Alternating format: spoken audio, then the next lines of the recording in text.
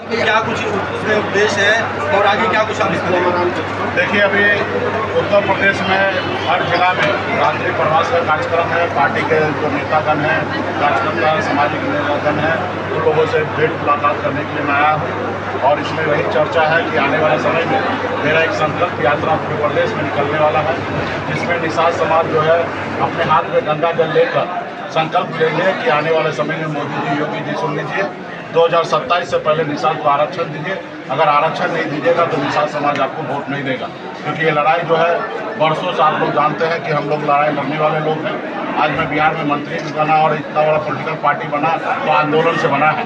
आज हमारे उत्तर प्रदेश में डॉक्टर संजय निषाद जी भी आज मंत्री बने हैं, तो इस समाज के हक अधिकार के लिए आंदोलन करते थे, इसलिए बने हैं।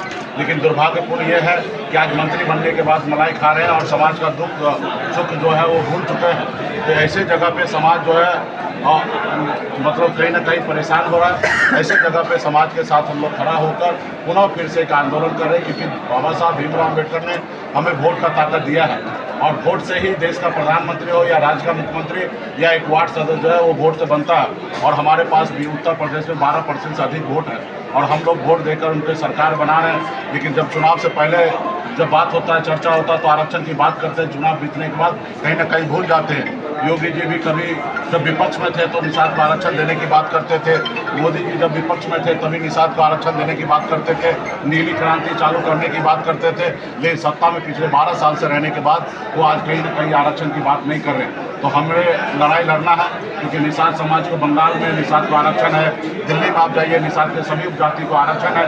तो आरक्षण के आंदोलन को लेकर हम लोग आने वाले समय में मजबूती से संकल्प लेंगे, क्योंकि ऐसे बोलने से नहीं समझ रहे हैं। हम लोग कितना भी रैली कर ले, कुछ कर ले, क्योंकि उनको एक चीज़ पता है, क्योंकि उनके पास लोडर है।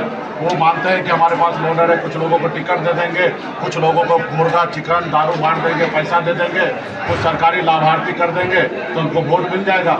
लेकिन इस बार ये गलतफहमी उनको हम दूर करेंगे, क्योंकि हम लोग गंगा पुत्र हैं, गंगा माता के संतान हैं, भगवान श्री राम से कनेक्ट होते हैं। क्योंकि हमारे प्रभु गौराज निषाद जी जो उनके परम मित्र रहे हैं, केवट महाराज के वंशज हैं, जो कभी हमारे केवट महाराज प्रभु श्री राम को पार लगाए थे।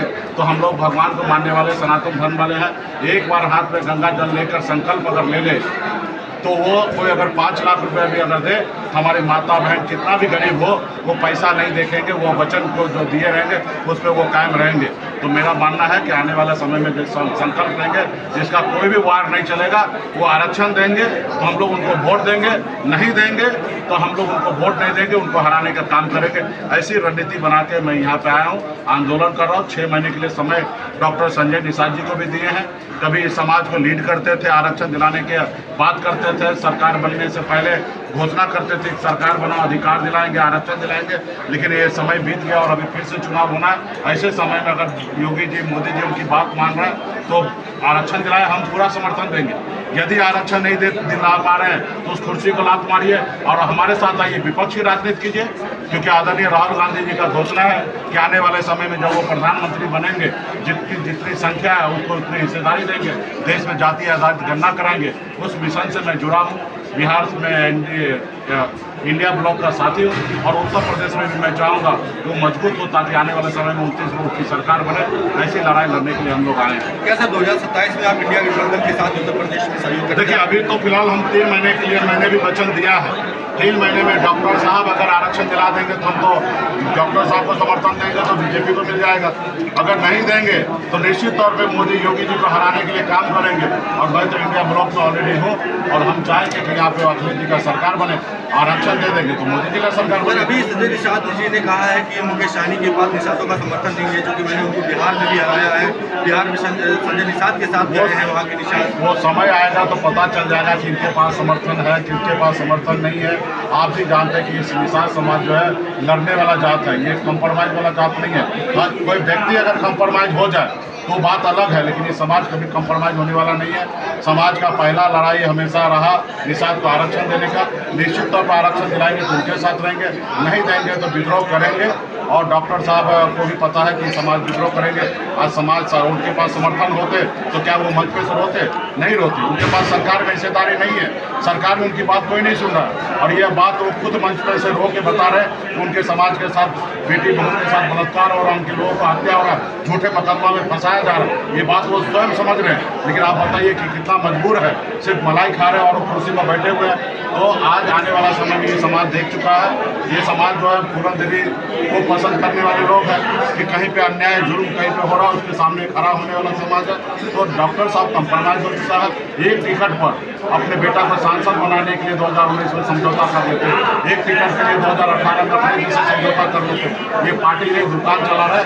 ये उत्तर प्रदेश के निषाद को पता है और दुकान के साथ कोई भी नहीं रहेंगे। निषाद जो है हमेशा लीडर के साथ रहेंगे। सब विपक्ष आरोप भी लगाती है कि संजय निषाद समाज के लिए नहीं जबकि परिवार के लिए सब कुछ कर रहे हैं, तो इसको आप किस एंगल से देखते हैं? तो ये दिख रहा है ना, अगर एक टिकट पे ही समझौता है तो समाज के लिए करे तो मुझे पसंद है। लेकिन आप बताइए, आप पार्टी चला रहे हैं, आप एक टिकट पे अगर समझौता कीजिएगा तो इससे अच्छा तो भारतीय जनता पार्टी के साथ रहिए ना। भारतीय जनता पार्टी ने 2024 में 75 सीट उन्होंने 75 सीट उन्होंने बांटा, 80 लोकसभा सीट 80 बांटा। एक आपको दे दिया तो कौन सा जुर्म किया? ऐसे तो बहुत जगह दिए हैं। विनोद बिंद जी को दे दिए तो ऐसे हमेशा टिकट तो बांटते ही बीजेपी। आपको दे दिए तो क्या मतलब है? फिर पार्टी चलाने का क्या मतलब है? निश्चित तौर पे उन्होंने एक नारा दिया था कि निषाद समाज को उन्होंने कहा था कि सरकार बनाओ, अधिकार पाओ, सरकार बनाओ, आरक्षण पाओ। लेकिन सरकार बनाने के बाद अधिकार नहीं मिला, आरक्षण नहीं मिल रहा, तो निश्चित तौर पे समाज तो रिवाइज करेगा ना। तो एक समय आपकी पार्टी में ऐसा क्या अंतर है कि जनता आपके साथ है? हमारे में यही अंतर है कि हम मंत्री बने थे और इस समाज के हक अधिकार के लिए मंत्री कुर्बान कर दिए।